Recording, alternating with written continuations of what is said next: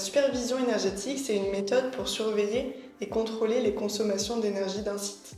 Voilà, ça implique l'utilisation de technologies de surveillance avancées, des logiciels spécialisés et des techniques d'analyse de données pour collecter, visualiser et analyser les informations sur la consommation d'énergie en temps réel ou sur une période donnée. Pour moi, le premier avantage, c'est de savoir où et quand on consomme de l'énergie.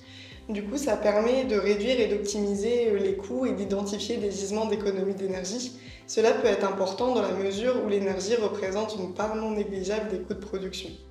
Ça va aussi améliorer l'efficacité énergétique des systèmes et réduire l'empreinte carbone, puisque quand on sait ce qu'on consomme, il est plus facile de procéder à des réductions de consommation.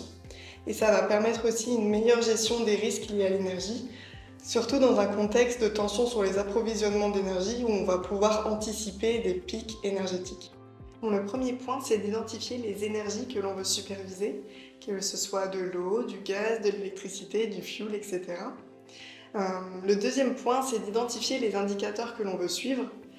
Ensuite, de faire un état des lieux des compteurs qui sont existants, que ce soit les compteurs concessionnaires d'électricité ou de gaz ou du sous-comptage qui pourrait être en place.